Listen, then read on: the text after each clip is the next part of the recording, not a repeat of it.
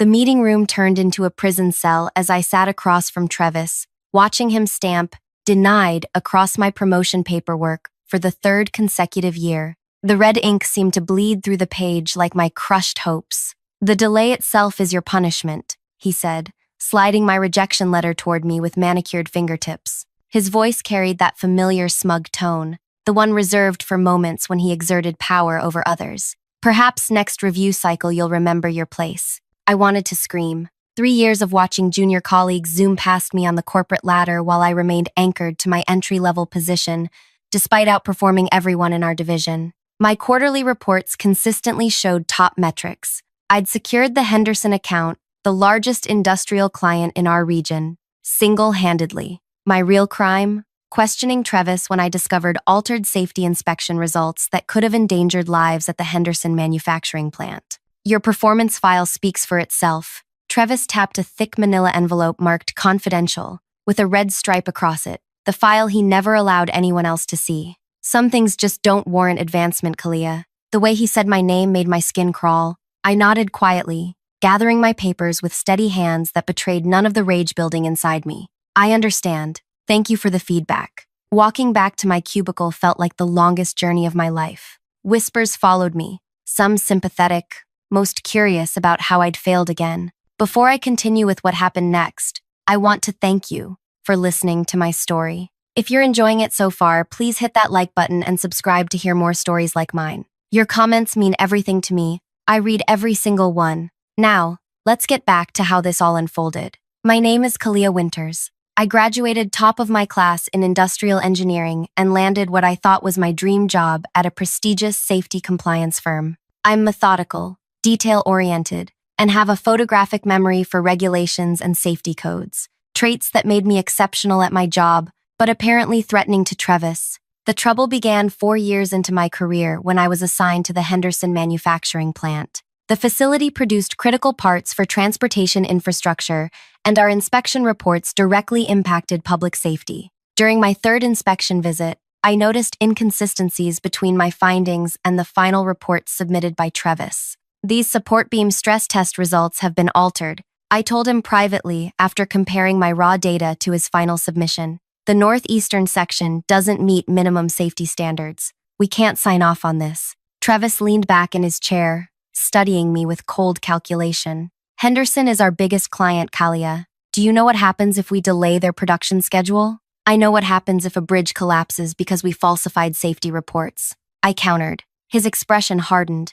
"You misunderstood my corrections. Your inexperience led to testing errors. I fixed them. But my original readings clearly show." "That's enough." He slammed his palm on his desk. "I'm the senior inspector. My assessment stands." The next day, I arrived to find my desk reassigned to the corner of the office. My name disappeared from prime project assignments. When promotion season came, Travis created the mysterious performance file that would haunt me for years.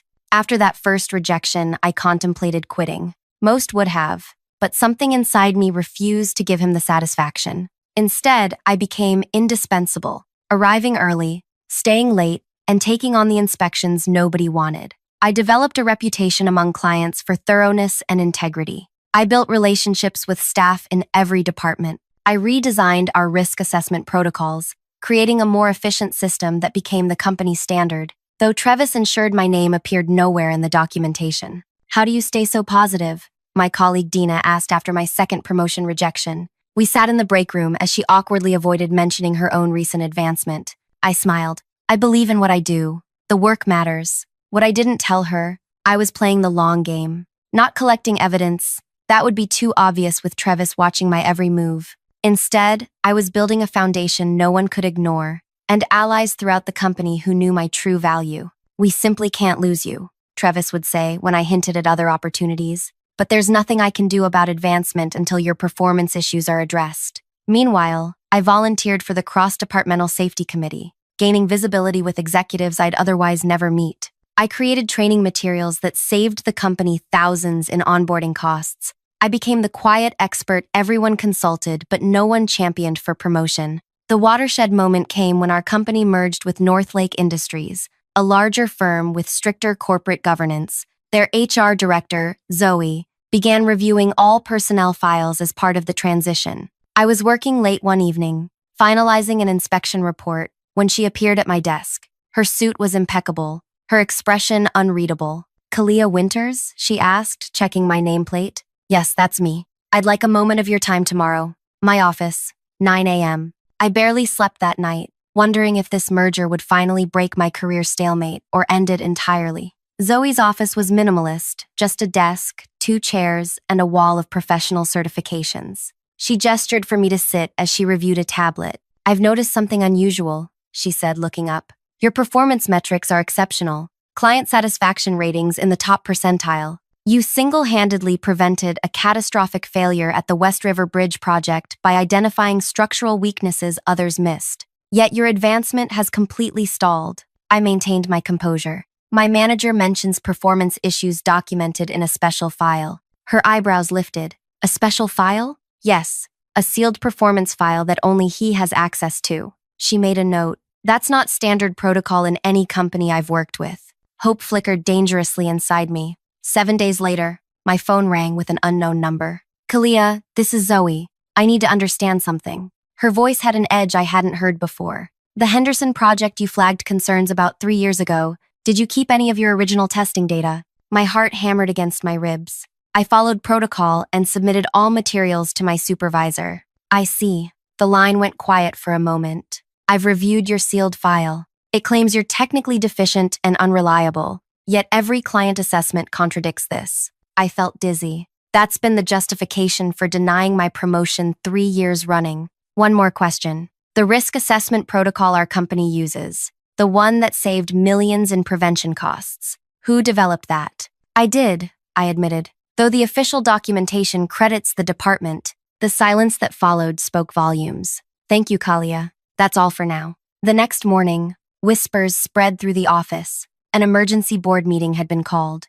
I tried to focus on my work, but tension crackled through the building like electricity. Around noon, I spotted Travis storming through hallways, barking into his cell phone, his face flushed crimson. By mid-afternoon, security was escorting his assistant as she carried his personal items from his office in a cardboard box. I sat frozen at my desk, unable to process what was happening. Was this really the moment I'd been waiting for? Or would the system protect him once again? As the office emptied for the day, Greta, the board chairwoman, appeared at my cubicle. Her silver hair was pulled into a tight bun, her expression serious but not unkind. "Kalia, we'd like to discuss your future with the company. Tomorrow morning, 8 a.m., my office." I drove home in a daze, wondering what tomorrow would bring. My phone buzzed repeatedly, Travis's number flashing with increasing desperation. I silenced it and set it aside. Whatever happened next, everything was about to change. I barely slept that night. Each time I closed my eyes, I saw Travis's face, first smug as he denied my promotion, then panicked as he was escorted out. What had Zoe found? What would tomorrow bring? My alarm jarred me awake at 5:30 a.m., though I'd been staring at the ceiling since 4. I dressed with extra care, choosing a simple blue button-up and black pants. Professional, but not trying too hard. The drive to the office was surreal, the morning sun painting everything in golden light that felt almost mocking in its beauty. I arrived 30 minutes early, finding the building eerily quiet except for the cleaning crew. I used the time to organize my thoughts, pulling together a mental catalog of projects, accomplishments, and challenges from the past 3 years. If this meeting was what I thought, I needed to be ready. At precisely 8 a.m., I knocked on Greta's door. "Come in, Kalia." The boardroom was intimidating, a long table with 8 chairs, each occupied by senior leadership I rarely encountered. Zoe sat to Greta's right, a thick folder in front of her. My heart stuttered when I spotted the red, confidential stripe. "Please sit," Greta gestured to the single chair opposite them. I sat, back straight, hands folded in my lap to stop their trembling. Greta cleared her throat. "Kalia, we've called you here because of some irregularities discovered during our merger process." My mouth went dry. "I understand." "I'll be direct," Zoe interjected, opening the folder. "We've discovered your supervisor, Travis, has been systematically suppressing your career advancement through falsified performance reports while simultaneously taking credit for your innovations." The room spun slightly. Hearing it stated so plainly after years of gaslighting was overwhelming. "But that's not all," Greta continued. The Henderson manufacturing plant inspection, the one where you raised safety concerns, resulted in significant structural reinforcements after a secondary inspection was quietly ordered by the client based on your initial findings. Travis had approved the facility despite known safety risks. I swallowed hard. I didn't know there was a secondary inspection. No, you wouldn't have, said an older man at the end of the table. I'm Philip, head of legal. Travis buried that report and created this special performance file on you the very next day. Zoe slid several papers toward me. These are the original safety reports you submitted, alongside Travis's altered versions. The differences are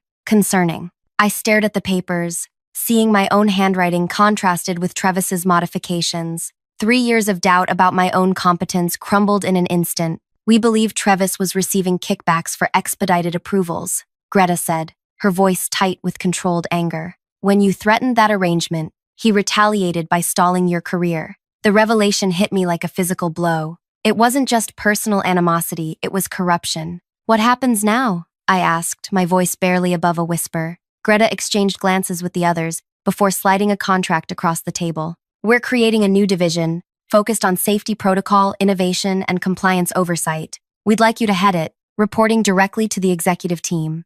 I blinked, certain I'd misheard. Head it? With a team of 12 inspectors under you, Zoe added. Your salary would triple, effective immediately, with back pay for the promotions you should have received. My fingers trembled as I accepted the contract. And Travis? Philip's expression hardened. Terminated for cause. We're also initiating an investigation into all his approved projects over the past 5 years. As the meeting concluded, Greta walked me to the door. We failed you, Kalia. The system that should have protected you became a weapon against you. We're determined to make that right. I nodded, too overwhelmed for words. One more thing, she added quietly. We know you had opportunities to leave but chose to stay. May I ask why? The question caught me off guard. Why had I stayed? Pride? Stubbornness? A need to prove myself? I believed the truth would eventually come to light, I said finally, and I couldn't walk away knowing what I knew about the safety protocols. She studied me for a long moment. That's exactly why you're the right person to lead this new division.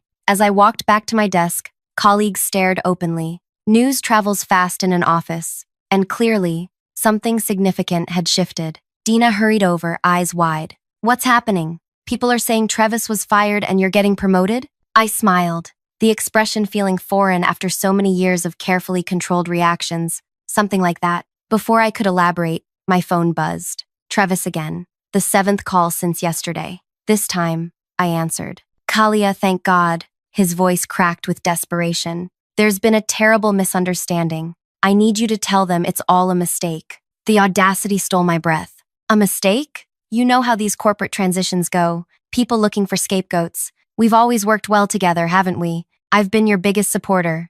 3 years of suppressed anger threatened to explode, but I kept my voice level. Is that what you call blocking my promotion for 3 years? That was just standard procedure. Your performance file, the falsified one, or the real reports showing I outperformed everyone in our division. His breathing quickened. Listen, I can fix this. Once this blows over, I'll make sure you get that promotion. We're a team, right? A team. As if we'd been equals all this time. Goodbye, Travis. Wait, you don't understand what's at stake. I have a mortgage, a family. I ended the call, a strange lightness filling my chest. 2 weeks passed in a blur of meetings, introductions, and training. My new office, previously occupied by a vice president who had retired, had windows overlooking the city. My team looked to me with respect I'd earned years ago but never received. Then came the Industry Safety Conference in Chicago, where I was scheduled to present our new compliance protocols. As I reviewed my presentation in the hotel lobby,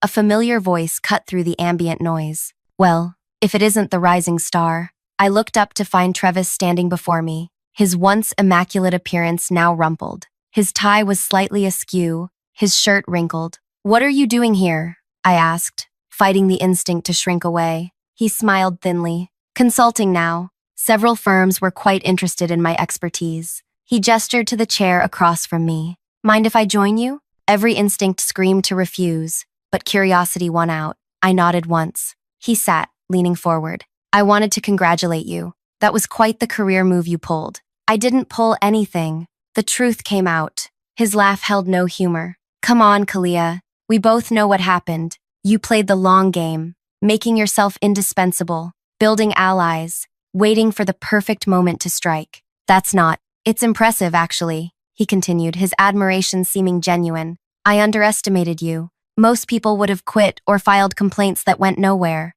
But you, he shook his head. You dismantled my entire career without ever confronting me directly. I stared at him, unsettled by how he'd reframed my simple act of endurance as calculated revenge. That's not what happened, I insisted. I just did my job while you actively sabotaged me. And now you have my position, plus some. He smiled again, this time with something like pride. I taught you well. My skin crawled at the implication. You taught me nothing except how corrupt the system can be. His expression darkened. Be careful, Kalia. Success has many enemies. People will be watching for you to fail. Is that a threat? A friendly warning from someone who knows. He stood, straightening his jacket. The higher you climb, the harder the fall. As he walked away, a chill settled over me. Was he right? Had I unconsciously orchestrated his downfall? And more importantly, would I become like him now that I had power? Back in my hotel room, I called Zoe, needing reassurance I wasn't becoming the very thing I'd despised. He's trying to get into your head, she said after I recounted the encounter. Classic manipulation, trying to make you question your own integrity. But what if he's right? What if I did stay just to see him fall? Kalia, listen to me. You stayed because you have integrity, because you couldn't walk away knowing safety protocols were being compromised. Don't let him twist that into something ugly. Her words helped, but doubt lingered. The next morning, as I prepared to deliver my presentation, I spotted Travis in the back row of the conference room, watching me with unnerving intensity. My hands trembled slightly as I arranged my notes. The introduction went smoothly, but as I began explaining our new compliance framework, a hand rose from the audience. Excuse me, called a woman in the third row. These protocols look remarkably similar to what Travis presented at the regional summit last year. My heart stopped. What? Actually, Travis called from the back, standing up. I'm glad someone noticed. These are indeed the protocols I developed during my tenure. The room erupted in murmurs. I stood frozen, microphone in hand, as 3 years of work threatened to be stolen from me yet again. I'd be happy to clarify, Travis continued, moving toward the stage. In fact, I have the original drafts with me. As he approached, holding a folder, I felt something inside me shift. No, not again. Never again. I looked directly at him, my voice finding new strength as I spoke into the microphone. That's interesting, Travis, because the date stamps on the original files tell a different story. He faltered mid-step. In fact, I continued, my heart racing but my voice steady. I'd like to share something with everyone here today. I clicked to a slide I'd prepared but hadn't planned to show, a timeline of the protocol development with screenshots of the creation dates, my email exchanges with the testing team, and initial drafts in my handwriting. I created these protocols 3 years ago while working under Travis, who consistently took credit for my innovations while blocking my advancement. The truth has recently come to light, which is why I now lead our new compliance division. The room fell silent. Travis stood frozen in the aisle, his face draining of color. Now, I said, smiling at the audience, any other questions about the actual safety protocols? The presentation continued without further interruption. Afterward, colleagues swarmed me with questions, congratulations, and business cards. Through the crowd, I caught a glimpse of Travis slipping out the side door, shoulders slumped in defeat. That evening, I received a text from him. This isn't over. I stared at those 3 words, feeling the weight of his threat. What did he still have up his sleeve? And how far would he go to reclaim what he believed was his? I saved the text message. Evidence was something I'd learned to preserve. The conference ended the next day, and I returned to the office with a strange mix of triumph and unease. My team greeted me with enthusiastic reports of progress, but Travis's words echoed in my mind. This isn't over. 3 days later, I discovered what he meant. Kalia, do you have a minute? Zoe appeared at my office door, her usual composure slightly fractured. Of course. She closed the door behind her. We've received a complaint from Western Regional Manufacturing. They're claiming our new safety protocols failed to identify a critical structural weakness in their East Wing facility. My stomach tightened. That's impossible. I personally reviewed those inspections. I know. She placed a report on my desk. But they've provided documentation showing our team signed off on areas that apparently failed internal stress tests yesterday. I scanned the report, noting the inspection date, location, and most importantly, the inspector's signature. This isn't our inspection team's signature protocol, I said, pointing to the approval line. We use dual authentication with date stamps. Zoe nodded. I noticed that too. And the client contact listed here is Travis's brother-in-law? I finished, remembering a casual mention years ago at a company picnic. You think Travis is behind this? I know he is. I pulled up the complete inspection record on my computer. Here's our actual report from 2 weeks ago, flagging precisely the area they're claiming we missed. Relief flickered across Zoe's face. I'll handle Western Regional. But Kalia, I know, he's trying to sabotage me. Be careful, he still has industry connections. The incident with Western Regional was just the beginning. Over the next 2 weeks, 3 more clients reported concerns about our inspections, all with suspicious documentation, all easily disproven with our proper records. Each time I found Travis's fingerprints, old colleagues he'd influenced, documentation that mimicked our style but missed key verification elements, inspection dates that mysteriously changed. He's getting desperate, Philip told me after the 3rd incident,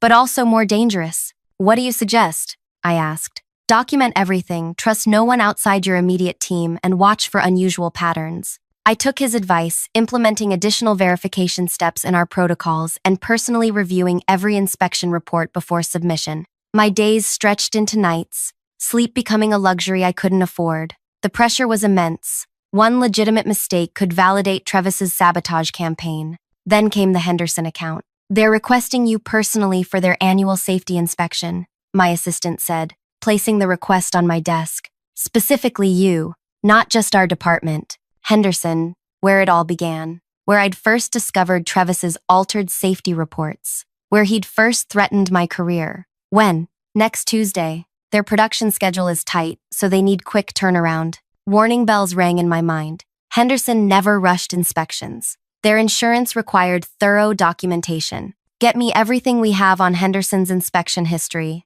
and book me for Tuesday. That weekend, I reviewed every Henderson report from the past 5 years, noting patterns, inconsistencies, and the gradually increasing safety margins Travis had shaved off with each inspection. The picture that emerged was disturbing. A systematic reduction in safety requirements that kept Henderson's maintenance costs low but pushed their equipment dangerously close to failure thresholds. Tuesday arrived with a knot of tension in my stomach. I drove to Henderson personally rather than taking the company car, arriving 30 minutes early to walk the perimeter. The facility looked the same. Massive industrial complex, trucks coming and going, workers in hard hats moving with purpose. At the main entrance, I was greeted not by the safety coordinator I expected, but by Owen, Henderson's operations director, and Travis's former golf buddy. Kalia, thank you for coming personally. His handshake was firm, his smile not reaching his eyes. We have a specific section we need inspected today. I understand you're on a tight schedule,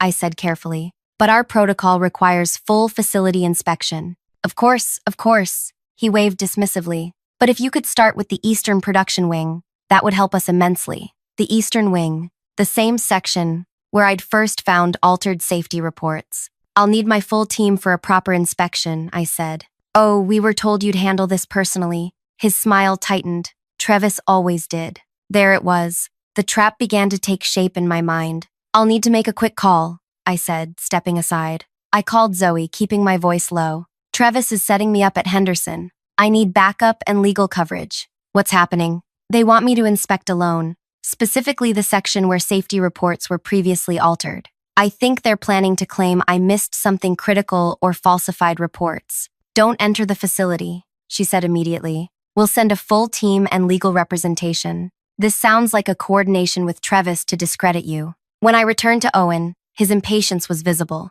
Problem? Company protocol has changed since the merger. I'm required to have at least 2 additional inspectors for any site visit. They'll be here within the hour. His expression darkened. We don't have time for that. Either you inspect now, or we'll need to find another firm. I smiled pleasantly. That's certainly your prerogative, Mr. Owen. I'll just need written confirmation that you declined our standard inspection protocol. For the record. He blinked, clearly not expecting this response. Let me check with management. While he stepped away, I noticed a familiar car pulling into the visitor's lot, Travis's silver sedan. So he was here, waiting to spring whatever trap they'd prepared. My phone buzzed with a text from Zoe. Team and legal, 20 minutes out. Stall. Owen returned, his manner suddenly accommodating. Actually, we can wait for your team. Safety first, right? Absolutely, I agreed. Why don't we review the areas you're most concerned about while we wait? For the next 15 minutes, I kept Owen talking in the lobby, extracting valuable information about recent equipment changes and maintenance schedules. When my team arrived, 4 inspectors and our legal counsel, Owen's face fell. This seems excessive for a routine inspection, he protested. Our lawyer, Amira, stepped forward. Given the history of documentation discrepancies at this facility, we're implementing enhanced verification protocols. The inspection proceeded with meticulous attention to detail. In the Eastern Wing, we discovered exactly what I suspected: equipment operating beyond safety tolerances, with maintenance records that had been backdated to appear compliant. Most tellingly, recent repairs showed signs of hasty completion, as if prepared specifically for today's inspection. Interesting timing on these repairs, I noted to the maintenance supervisor, who avoided my eyes. Standard maintenance cycle, he mumbled, with yesterday's date on fresh welding seals. As we completed our inspection, documenting every discrepancy with photos and sensor readings, I spotted Travis in a glass-walled conference room